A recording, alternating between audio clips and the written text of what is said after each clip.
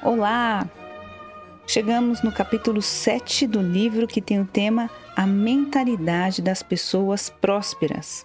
O capítulo 6 nos apresentou alguns fatores que marcaram a jornada de Salomão. Esse homem que foi favorecido de maneira extraordinária por Deus e, portanto, recebeu uma sabedoria sobrenatural, um favor extraordinário e a capacidade de trabalhar com excelência e criatividade em tudo que fazia. Isso colocou Salomão à frente dos reis da terra e fez dele o rei mais poderoso que Israel já teve. Isso nos inspira a pedir ao Senhor essas capacidades para que a gente possa, hoje, no nosso tempo, solucionar problemas, gerar riquezas e impactar a sociedade que vivemos. Agora, no capítulo 7, o Chris começa a falar de Elon Musk. Diz que um dia ele estava ali numa rodovia em Los Angeles e ele ficou realmente frustrado, com um engarrafamento absurdo e ficou pensando quanto tempo ele estava perdendo parado, porque o trânsito não andava, não fluía. E o que a gente aprende com Elon Musk é que ele não ficou ali reclamando e colocando a culpa no governo e na incapacidade de solucionar aquele problema que o governo apresentava. Muito pelo contrário, ele passou a pensar em todas as possibilidades possíveis para que aquele problema fosse solucionado. Então, depois de alguns anos, enfrentando muita burocracia, invenções quase milagrosas e ao custo estimado de bilhões, na verdade, Musk agora está construindo seus primeiros túneis debaixo do estacionamento de sua própria empresa, a SpaceX. Olha que loucura isso! Então, nós vemos aqui um homem que nem cristão é, mas que realmente sempre passa a acreditar nas coisas mais improváveis, buscando soluções grandiosas, né? Ele que, por sinal, fez um foguete reutilizável e o foguete dele é o mais poderoso já inventado em toda a história. Ele tem um projeto, né, de povoar Marte até 2040, então é um homem ambicioso em tudo aquilo que ele planeja e executa. E o Chris, ele compartilha com a gente de que ele fica realmente desapontado de pensar que são essas pessoas, sabe? Os maiores pensadores da história são os ateus, os ímpios, os humanistas, os autocentrados, os egoístas. Por que o corpo de Cristo nunca faz parte desses projetos tão grandes? Por que o corpo de Cristo tem uma mentalidade tão limitada e impotente e finita que não consegue ter a coragem de pensar em coisas grandes? Então ele diz que, na verdade, nós deveríamos ser aqueles que têm uma mentalidade ilimitada, ser aqueles que teriam coragem de arriscar e ousar grandes sonhos. Mas não é isso que acontece. Agora a gente vai falar um pouquinho das vantagens que nós temos em Cristo, que nos convida a romper com essas limitações e essas resistências a pensar grande, a inspirar e inovar. Então, o primeiro ponto que nós precisamos enfatizar é que nós somos templo do Espírito Santo. O Deus criador de todo o universo, aquele que sonhou e planejou a imensidão gloriosa de toda a criação desse universo, é o Deus que vive dentro de nós. Isso é o que está lá em 1 Coríntios 6,19. Nós somos templo do Espírito Santo. Agora imagina o que ele pode compartilhar conosco sobre criatividade e inovação. Nós também temos acesso ao dom da sabedoria. Lá em 1 Coríntios traz uma lista de dons e lá está que nós temos acesso a esse dom sobrenatural de sabedoria. Vocês lembram o que foi o reinado de Salomão porque ele ousou pedir sabedoria ao Senhor? Isso fez com que realmente ele saísse à frente de todos os reis de sua época. Também nós temos a mente de Cristo, o que significa que nós pensamos como Deus. Isso é extraordinário. Nós somos portadores da mente de Deus. Mesmo que seja frequente alguns teólogos tentarem reduzir essa ideia, nós vamos examinar agora, junto com Cris, um versículo importantíssimo onde Paulo fala sobre isso. Diz assim: entretanto, falamos de sabedoria entre os que já têm maturidade, mas não da sabedoria dessa era ou dos poderes dessa era que estão sendo reduzidos a nada. Ao contrário, falamos da sabedoria de Deus, do mistério que estava oculto, o qual Deus pré-ordenou antes do princípio das eras para a nossa glória. Nenhum dos poderes dessa era o entendeu, pois se o tivesse entendido, não teriam crucificado o Senhor da glória. Todavia, como está escrito, olho nenhum viu, ouvido nenhum ouviu, mente nenhuma imaginou o que Deus preparou para aqueles que o amam, mas Deus o revelou a nós por meio do Espírito Santo. O Espírito sonda todas as coisas, até mesmo as coisas mais profundas de Deus.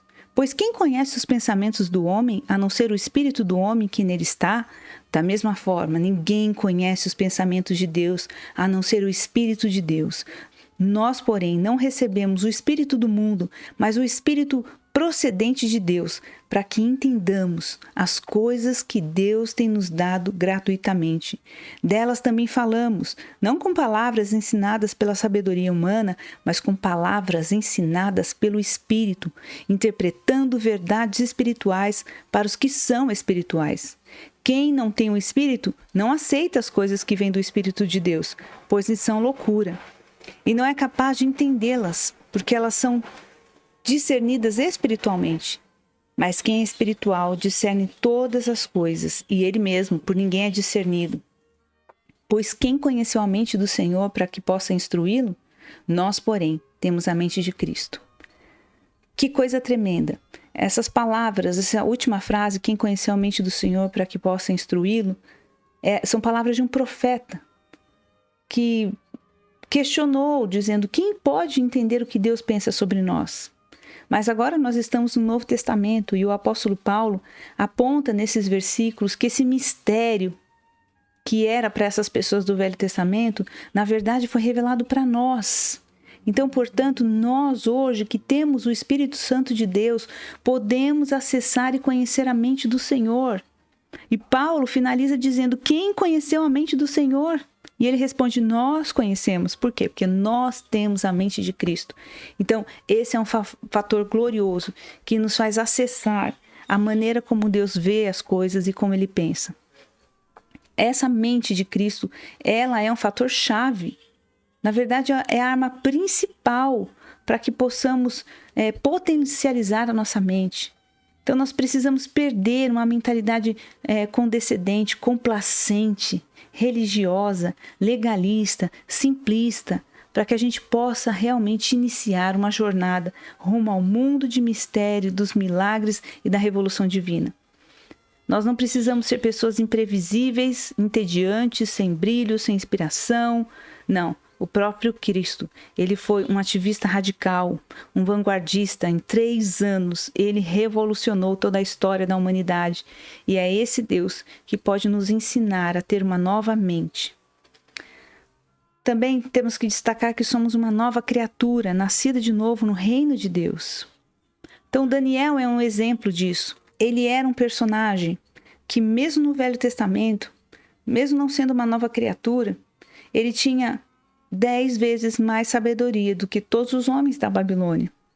Então, se isso foi possível em Daniel, imagina o que nós temos acesso agora, diante da nova estação de graça em que vivemos. Outro fator é que nós temos a multiforme sabedoria de Deus, e aqui multiforme no grego pode ser traduzido por multidimensional. Então Jesus nos concede sabedoria multidimensional, a habilidade de entender situações desafiadoras por cada perspectiva possível e por cada domínio imaginável. Outro ponto a destacar: nós reinamos com Cristo no mundo celestial. Quando Jesus diz em Apocalipse para João: sobe aqui e eu te mostrarei o que deve acontecer depois dessas coisas, isso nos mostra que o Senhor nos permite ter e acessar a visão de futuro. Hoje nós temos esse acesso de realmente pedir ao Senhor que nos mostre as coisas que estão por vir, que antecipe para nós tecnologias, capacidades e mudanças.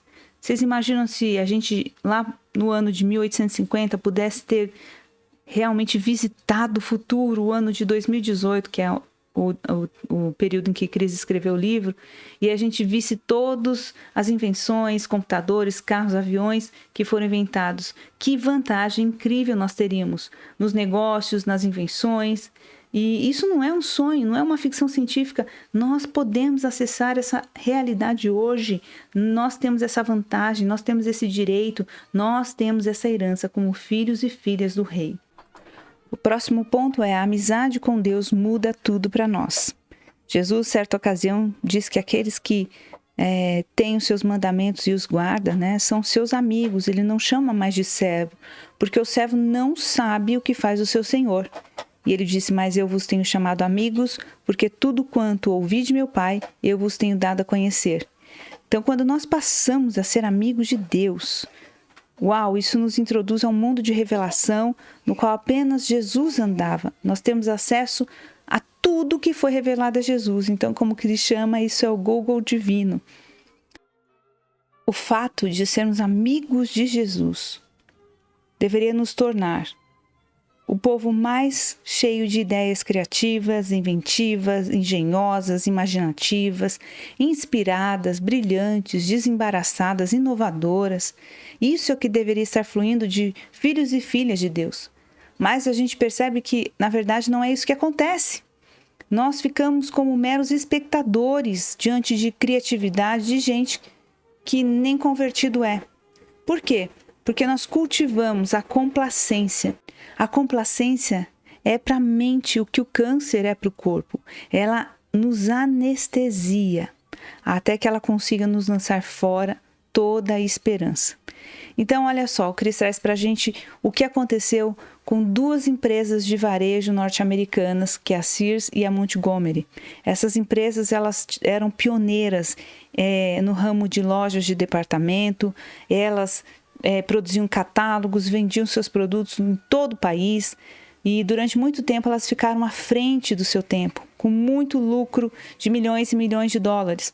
Só que quando chegou a era digital, a Amazon e a AB saíram na frente e se tornaram gigantescas nesse mercado e simplesmente engoliram a Montgomery e a Sears, que agora, inclusive, o Chris diz que abriu falência.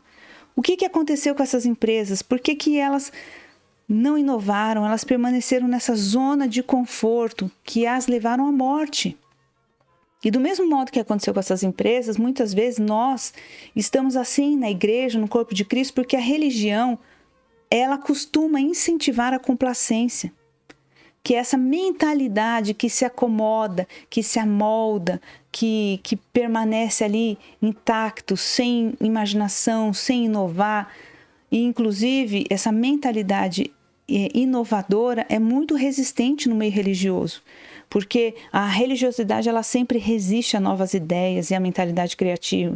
Então, muitas vezes, dentro do corpo de Cristo é onde se sustenta a maior cultura de complacência.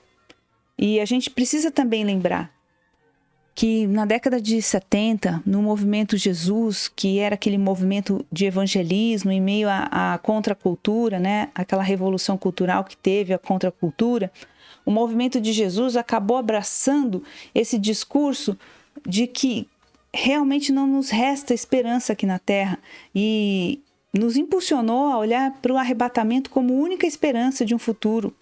E isso fez de nós um povo que não se interessou mais pelas coisas da terra, que não se preocupou mais com o caos onde a gente estava vivendo.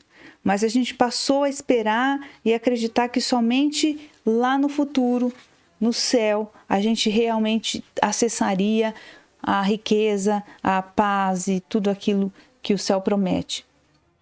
Então, Cris, ele diz que isso é a síndrome do arrebatamento. É a gente colocar nossa esperança nesse tema escatológico, sabe? Porque parece que ficar aqui na Terra não traz mais nenhum tipo de esperança para nós, né? Então, a vinda do Senhor, ela se tornou esse futuro assombroso. E o que Cris passa a relatar agora é um trecho do livro dele, Chuva Pesada, e ele diz o seguinte, que ele nasceu em 31 de janeiro de 55. É o mesmo ano que o Steve Jobs, que é o criador da Apple, nasceu. E o Bill Gates nasceu também nesse mesmo ano, que é o criador da Microsoft. E o Bill Joy, que é o pai da internet, nasceu em novembro de 1954. Esses homens foram alguns dos principais catalisadores que deram à luz à era digital. Poucas, se houve alguma das pessoas que inauguraram a era digital, eram seguidores de Jesus. Steve Jobs era budista, Bill Gates é agnóstico, Michael Dell é judeu e ele não sabe ao certo qual é a religião do Bill Joy. O que acontece é, você já se perguntou por que não havia um único cristão na frente da era da informação digital em desenvolvimento? Então ele diz, é justamente porque esse movimento Jesus, que foi largamente abraçado, ele levantou essa bandeira da escatologia dos últimos dias e aí os jovens não estavam mais preocupados com as coisas aqui na Terra, eles estavam realmente colocando todas as suas esperanças nesse escape, né, que é o arrebatamento. Então não havia precursores cristãos que estivessem envolvidos com essas descobertas, com essa inovação. Isso nos faz realmente olhar para esse cenário e ver que se nós queremos abraçar uma mentalidade próspera, essa mentalidade que crê que nada é impossível, nós devemos abandonar essa complacência. Nós devemos abandonar essa ideia de ausência de futuro. Salomão disse, a esperança que se adia faz adoecer o coração, mas o desejo cumprido é a árvore da vida. Então o que ele está dizendo aqui é que não é que a coisa pelo qual esperamos é adiada, mas é a própria esperança, quando não temos mais esperança. Então, assim como esses jovens, né, do movimento Jesus e da contracultura, eles acabaram buscando algo que os abstraia da realidade. Isso trouxe prejuízos para nós e o que nós devemos, na verdade, é ser uma geração que se levanta para brilhar no meio da escuridão. Uma geração como nos dias de José, que recebe a ordem de trazer soluções celestiais para a terra. E como José, onde quer que a gente passe pelo mundo, nós devemos trazer a prosperidade do reino para a terra. A vida abundante, a sua providência divina, a sua habilidade sobrenatural de fazer o impossível em toda e qualquer situação. Então, o que nós aprendemos nesse dia aqui com Cris? A mente que é próspera, ela busca soluções. Ela deseja ardentemente trazer ordem para o caos. Ela quer ser um agente que assume responsabilidades e se compromete em mudar as circunstâncias ao seu redor. Então, nós não devemos ser esse povo que fica aguardando pelo dia em que seremos arrebatados, indiferentes com as circunstâncias que estão ao nosso redor, mas devemos levar a prosperidade, devemos trazer para a terra o reino de Deus, que ele se manifeste, traga mudanças para onde estivermos indo e onde nós estivermos inseridos. Essa é a mentalidade que realmente crê no impossível, essa mentalidade que crê no futuro, que trabalha para mudanças ao nosso redor, é a mentalidade da prosperidade. Então, que em nome de Jesus, essa complacência que nós cultivamos dentro do meio religioso não possa mais ocupar espaço na nossa maneira de pensar. E eu quero orar com você. Senhor, em nome de Jesus, como nós somos gratos porque o Senhor tem lançado luz em posturas e mentalidades que nos deixam restritos à escassez e à falta de esperança e muito longe de sermos provedores de soluções.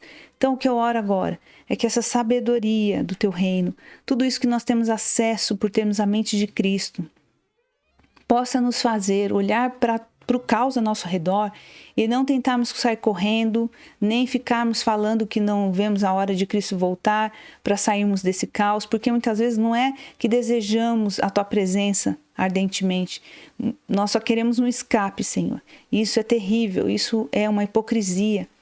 Então eu oro para que a mentalidade de Cristo Jesus, que traz ordem para o caos, que busca soluções, que inova, que cria, que gera riquezas, que realmente muda a história, possa vir de encontro à nossa mentalidade e mudar em nome de Jesus a nossa maneira de ver. É isso que eu peço e te agradeço em nome de Jesus. Amém.